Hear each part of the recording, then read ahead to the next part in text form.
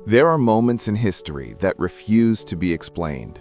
Events so strange, so utterly bewildering, that even centuries of investigation have failed to provide answers. These are not the grand tales written in textbooks or the celebrated victories recorded by kings.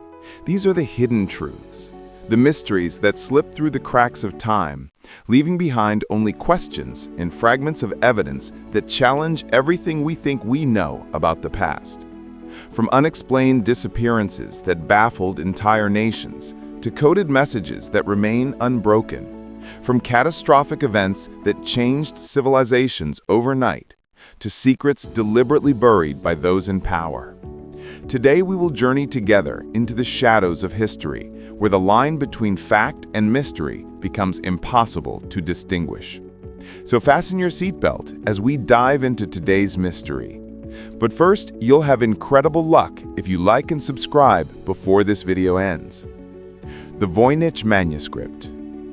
In the depths of Yale University's Beinecke Rare Book Library, there sits a book that has defeated every codebreaker, linguist, and scholar who has dared to challenge it.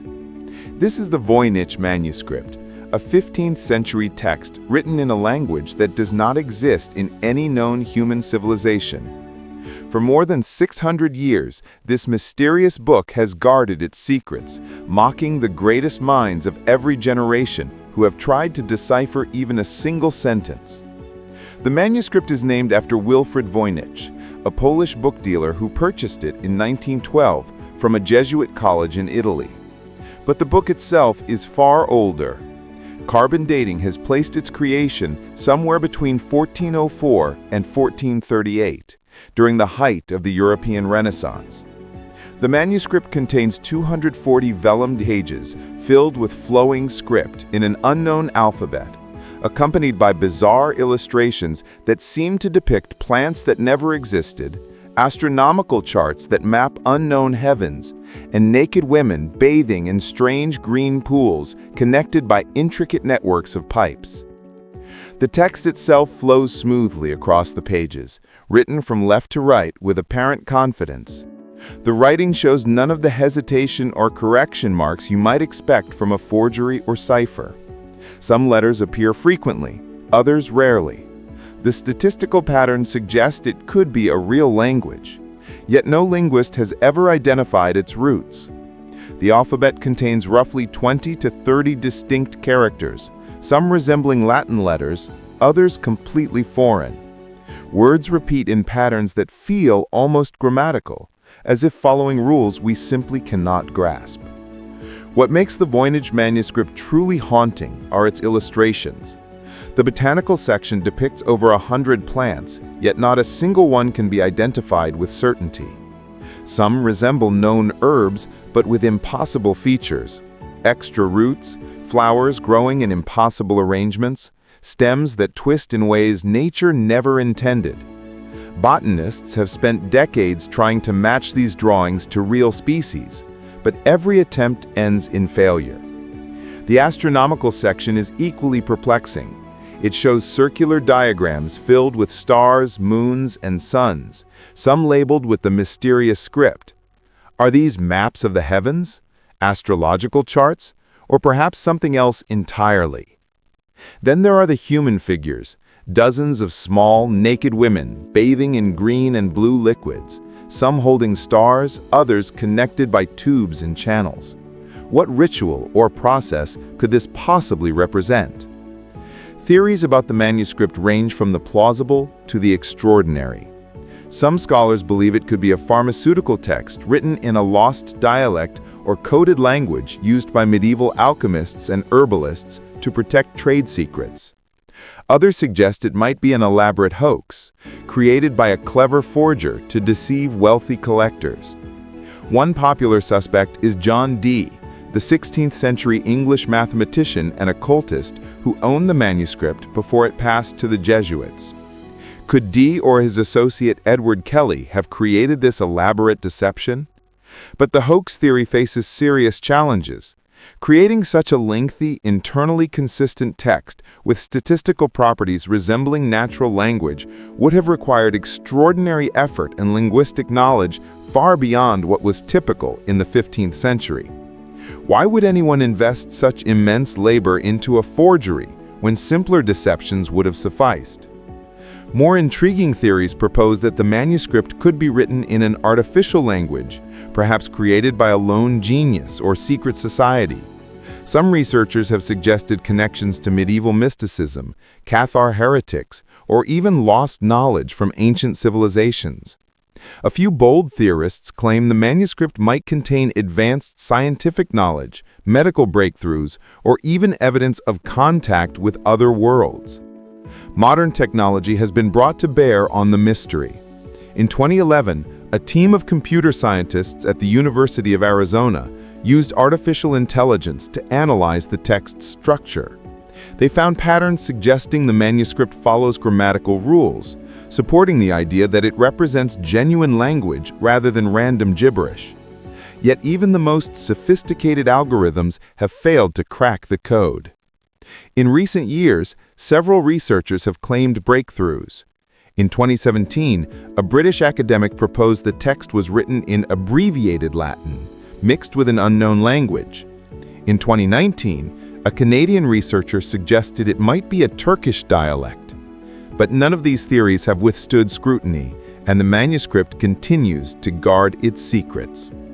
Perhaps the most unsettling possibility is that the Voynich manuscript was never meant to be read by anyone except its creator.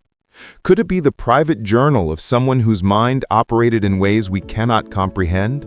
Or a religious text written in a language revealed through divine inspiration?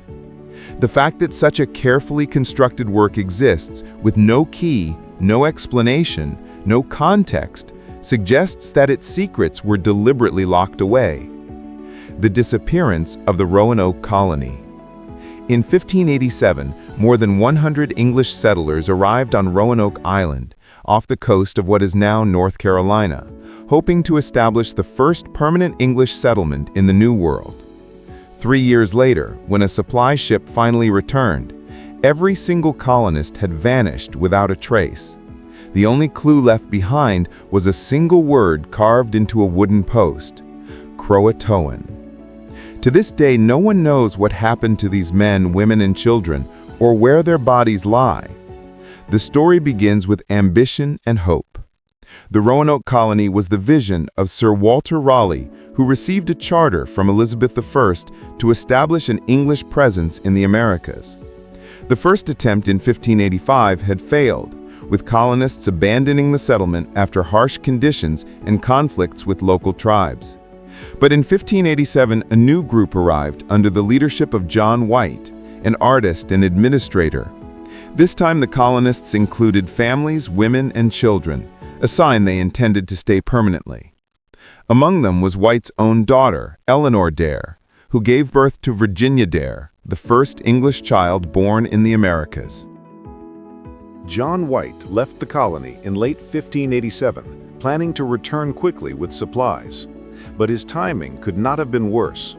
England was on the brink of war with Spain, and all ships were commandeered for the defense against the Spanish Armada. White was forced to wait, watching helplessly as months turned into years.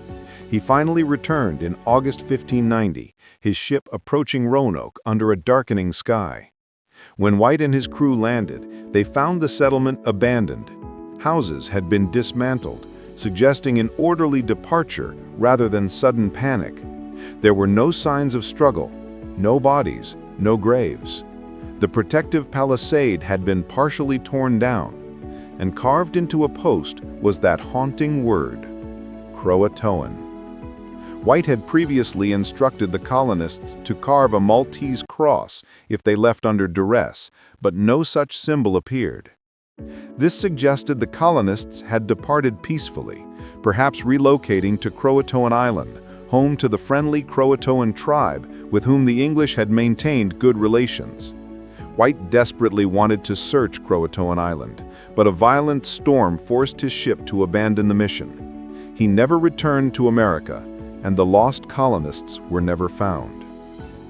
what happened to them? Theories have multiplied over the centuries, each more intriguing than the last. The most straightforward explanation is that the colonists integrated with local Native American tribes. The Croatoan people later became known as the Lumbee tribe, and some Lumbee families have maintained oral traditions claiming English ancestry. In the 18th century, explorers reported meeting Native Americans with gray eyes and European features in the region. Could these have been descendants of the lost colonists? Archaeological evidence has offered tantalizing hints.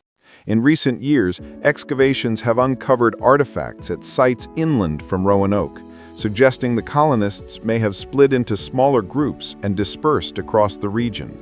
Some may have traveled to Croatoan Island, others to the Chesapeake Bay area. But without definitive proof, the mystery remains open.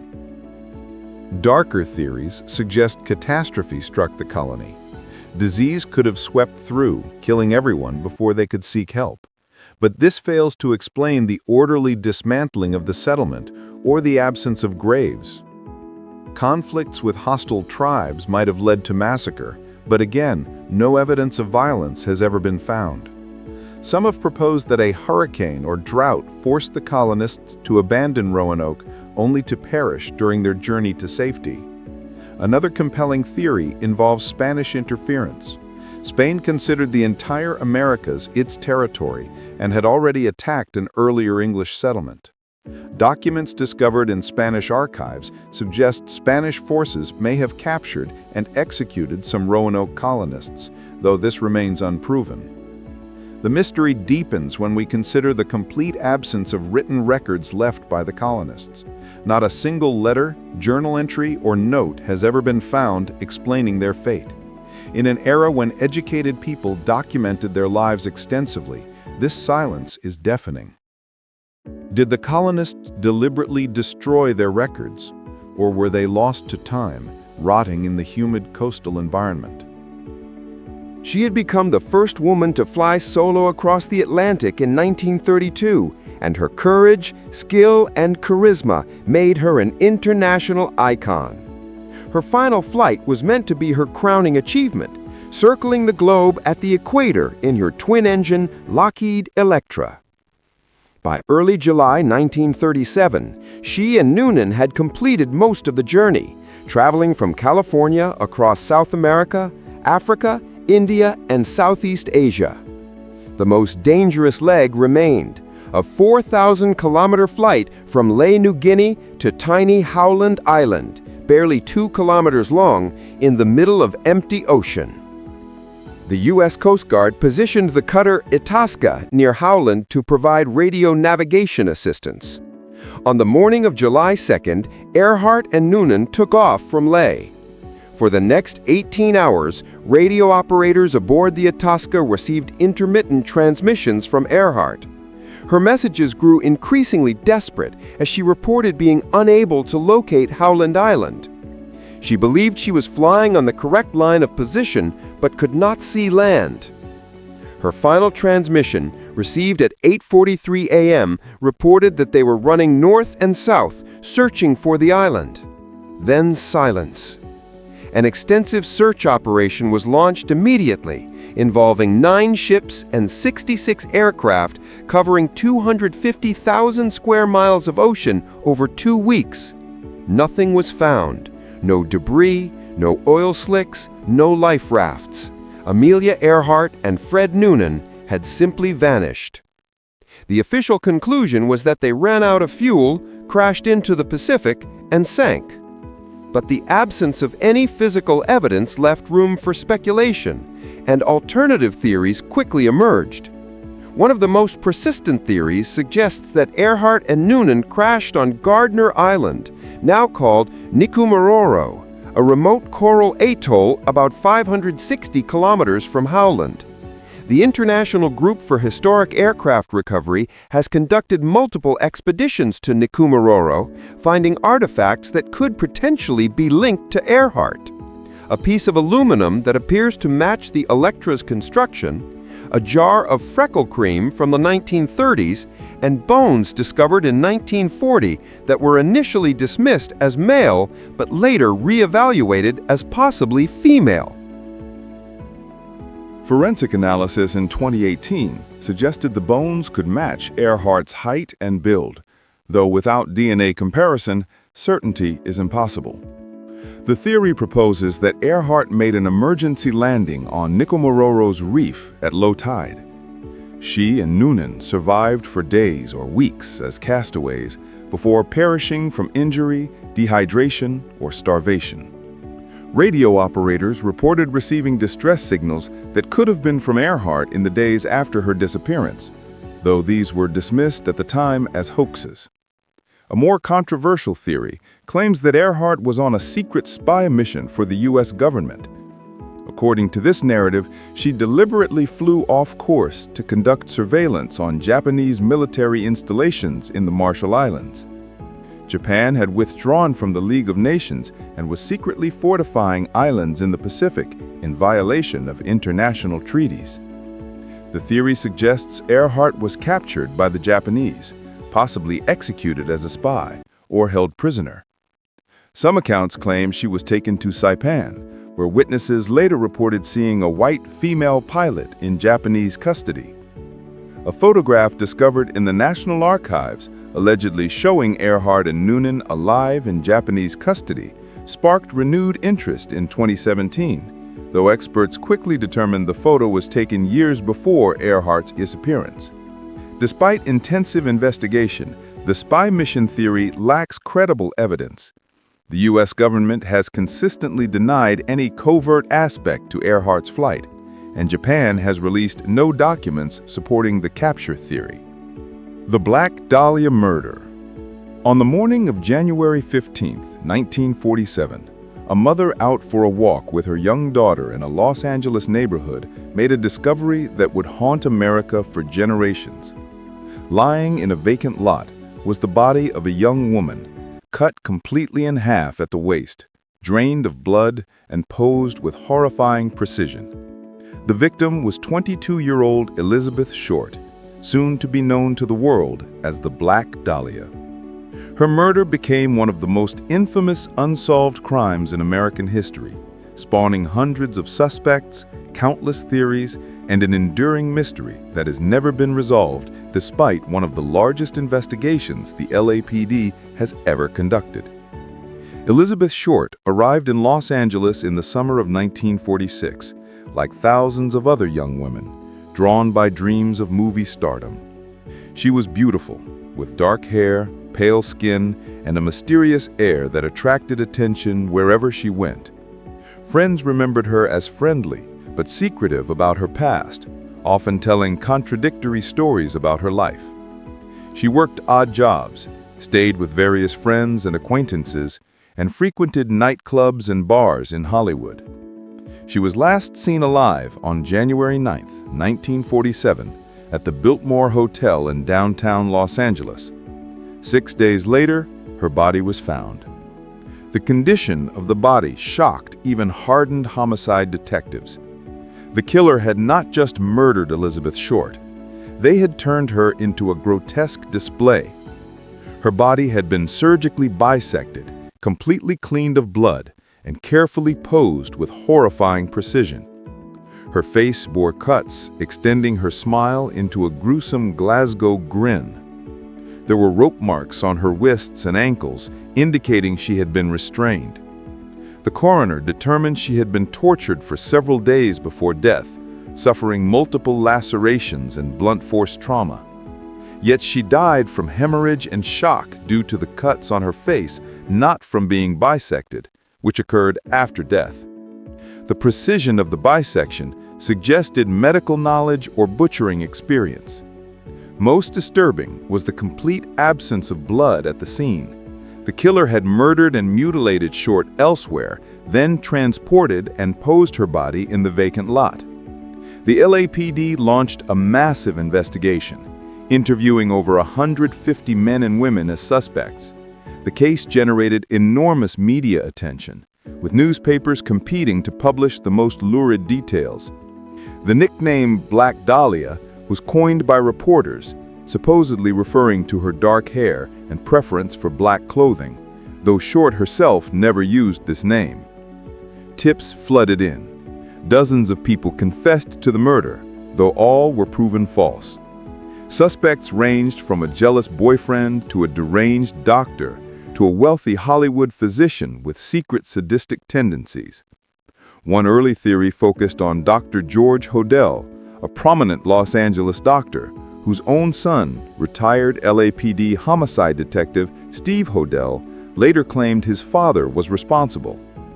According to Steve Hodel's investigation, detailed in his book Black Dahlia Avenger, Dr. Hodel was a brilliant but deeply disturbed man with artistic interests and connections to surrealist artists. The murder's display-like staging suggested an artistic sensibility, as if the killer was creating a grotesque work of art. Dr. Hodel was briefly a suspect in 1949, and police recordings captured him making potentially incriminating statements in his home, though nothing conclusive.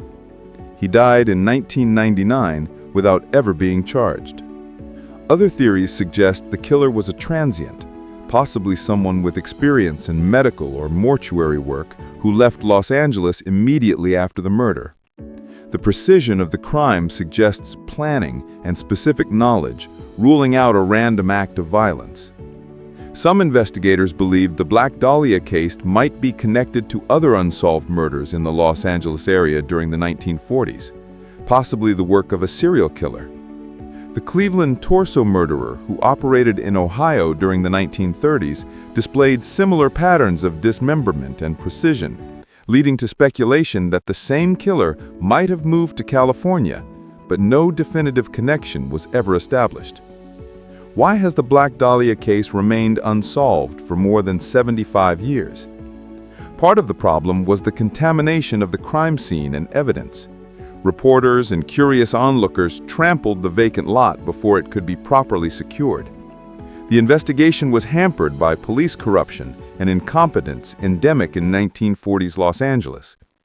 Evidence disappeared, suspects were not properly investigated, and political considerations sometimes trumped the pursuit of justice. Files on the case have been lost or destroyed over the decades, making modern investigation even more difficult. The Mystery of D.B. Cooper.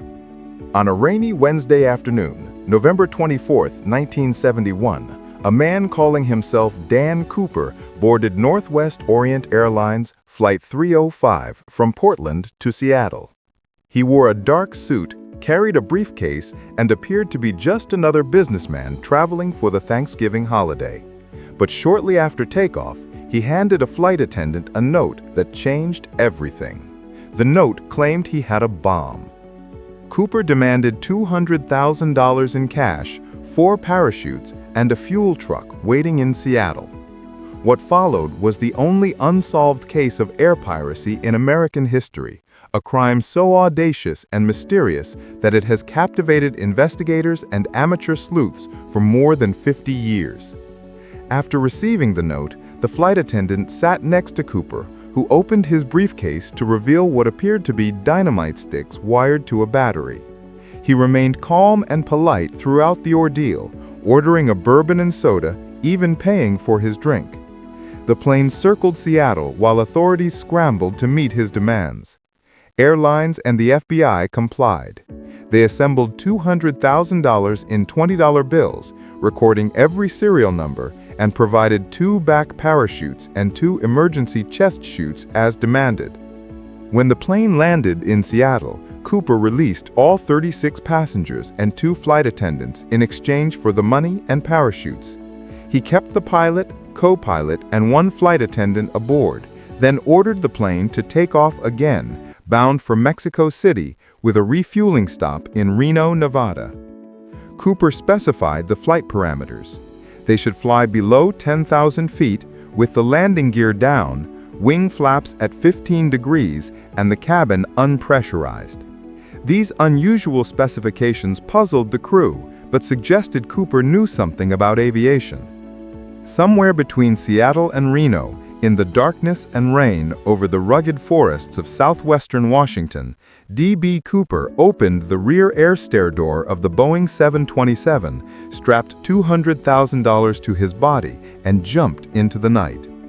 When the plane landed in Reno, Cooper was gone. The FBI immediately launched one of the most extensive investigations in its history.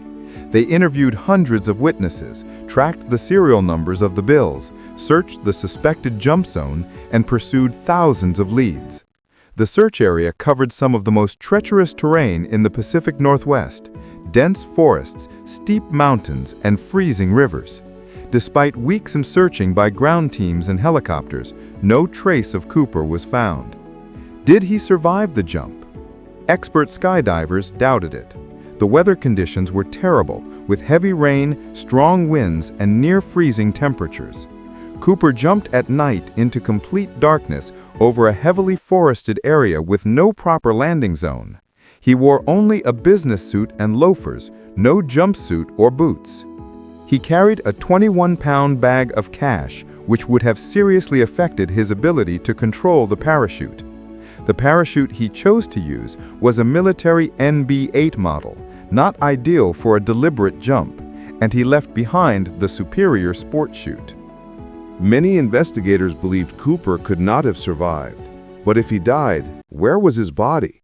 Where were the parachutes? Where was the money? For 9 years, these questions had no answers. Then in February 1980, an 8-year-old boy named Brian Ingram was digging on a beach along the Columbia River near Portland when he uncovered 3 bundles of badly deteriorated $20 bills. The serial numbers matched those given to Cooper. This discovery confirmed Cooper jumped in the area investigators suspected, but raised new questions. How did the money end up in the Columbia River? Did Cooper land in the river and drown? Did he bury the money there later? The rest of the $200,000 has never been found. Over the decades, hundreds of suspects have been investigated. In 2007, the FBI announced it was examining a new suspect after a partial DNA profile was developed from Cooper's tie left on the airplane. But in 2016, the FBI officially suspended active investigation of the case, though it remains open. Some theories suggest Cooper was a former military paratrooper or special forces operative with the skills and nerve to pull off such a stunt. His knowledge of the 727 aircraft and parachuting procedure suggests specialized training. Others believe he was an airline employee who understood the technical aspects of the plane. One popular suspect was Richard Floyd McCoy, a Vietnam veteran who pulled off a nearly identical hijacking just 5 months after Cooper, demanding $500,000 and parachuting from a plane over Utah. McCoy was caught, convicted, and later killed while escaping from prison. But investigators ruled him out as Cooper based on witness descriptions and other evidence. The Lead Masks Case. On August 20, 1966, 2 Brazilian teenagers climbing Vintum Hill near Rio de Janeiro made a disturbing discovery. Lying in a clearing were the bodies of 2 men dressed in formal suits and raincoats. Next to them were 2 homemade lead masks, similar to those used to protect against radiation, a notebook containing cryptic instructions, an empty water bottle, and a packet of paper. There were no signs of struggle or violence, no indication of how these men died or what they were doing on this remote hillside. The mystery of the Lead Masks case has haunted Brazil for nearly 60 years, spawning theories ranging from UFO encounters to secret science experiments to poisoning by mysterious forces. The dead men were identified as Manuel Pereira da Cruz and Miguel José Viana, both electronics technicians from a small town in São Paulo state. Friends described them as intelligent and serious, interested in electronics and spiritualism. On August 17th, 3 days before their bodies were found, the 2 men had told family members they were traveling to São Paulo to buy materials for work and would return the following day. They never came home. Investigators reconstructed their final hours. Witnesses remembered seeing the two men in the town of Niterói, near Rio de Janeiro, on the afternoon of August 17th. They purchased raincoats from a local shop despite clear weather. They seemed anxious but not frightened. They bought a bottle of water and took a bus toward Vintum Hill, an isolated area known locally as a site for spiritualist and occult activities. Then the trail went cold. When police examined the notebook found with the bodies, they discovered a strange set of instructions written in one man's handwriting. The message read, 1630, be at determined place. 1830, swallow capsules, after effect protect metals, await signal, mask. The instructions suggested a planned event, some kind of ritual or experiment scheduled for specific times. But what were the capsules? What were they protecting themselves from with lead masks? And what signal were they waiting for? Autopsies were ordered, but the bodies had been exposed to the elements for 3 days in tropical heat, making detailed examination difficult. The medical examiner found no obvious cause of death, no evidence of poisoning, trauma, or natural disease.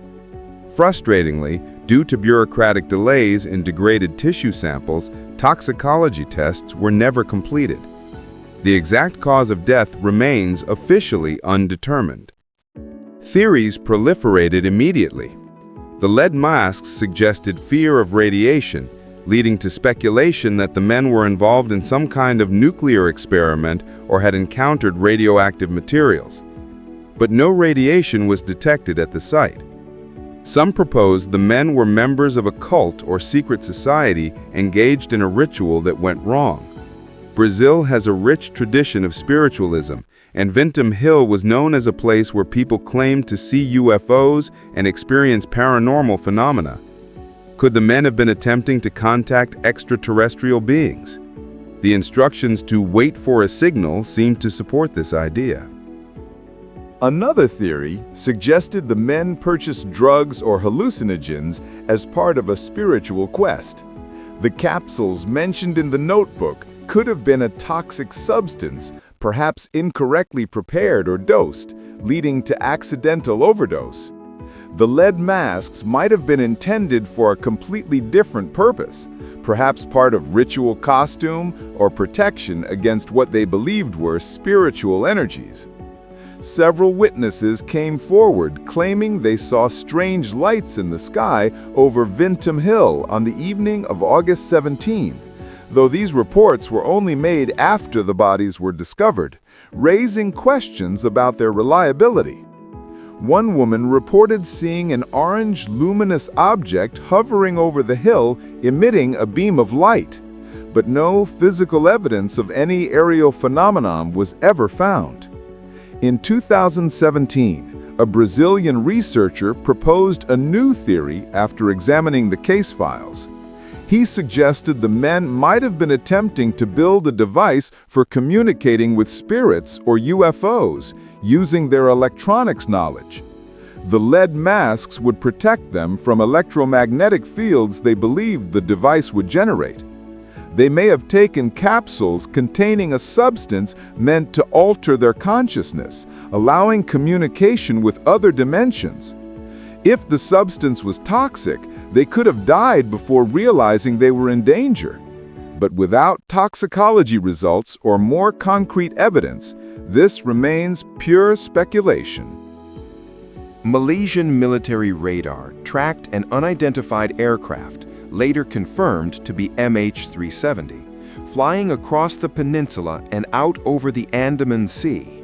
But no alarm was raised at the time. The plane continued flying for approximately 6 more hours, during which automated satellite communication systems sent periodic handshake signals to an Inmarsat satellite. These signals, never intended for tracking aircraft, became crucial evidence.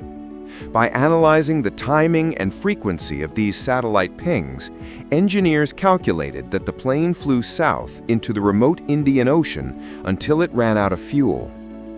The final satellite ping was received at 8:19 a.m., more than 7 hours after the last radio contact. Then, nothing. a massive international search began, eventually covering 120,000 square kilometers of ocean floor in one of the most remote regions on Earth. The search found nothing. No debris, no wreckage, no data recorders. It was as if the plane had simply vanished. Then, in July 2015, a piece of wreckage washed ashore on Réunion Island, a French territory in the Indian Ocean, more than 4,000 kilometers from the search area. The debris was identified as a flaperon from a Boeing 777, and serial numbers confirmed it came from MH370. Over the following years, more than 30 additional pieces of debris confirmed or believed to be from MH370 washed up on beaches across the Indian Ocean, from Mozambique to Mauritius to South Africa. But the main wreckage and the crucial flight data recorders have never been found. The official investigation concluded that the plane's deviation from its route was deliberate, not the result of mechanical failure. Someone turned off the transponder and communication systems, then manually flew the plane on a new course. But who and why? The most widely discussed theory is that one of the pilots deliberately hijacked his own plane. Captain Zahari Ahmad Shah, the plane's experienced senior pilot, became the focus of intense scrutiny. Investigators examined his personal life, financial records, political views, and flight simulator at home. They found he had practiced flying routes into the southern Indian Ocean on his simulator, including scenarios with very low fuel. Some interpreted this as evidence of planning. Others argued it was the behavior of an aviation enthusiast exploring different scenarios. No suicide note was found. No clear motive was established. Zahari's family, friends, and colleagues insisted he was mentally stable, happily married, and passionate about flying. The co-pilot, Farik Abdul Hamid, was younger and less experienced, but also showed no obvious signs of suicidal intent or extremist connections. Alternative theories have been proposed. Could the plane have been hijacked by passengers? Security footage from Kuala Lumpur Airport showed 2 Iranian men boarding the flight using stolen passports, but investigation revealed they were simply migrants trying to reach Europe, not terrorists.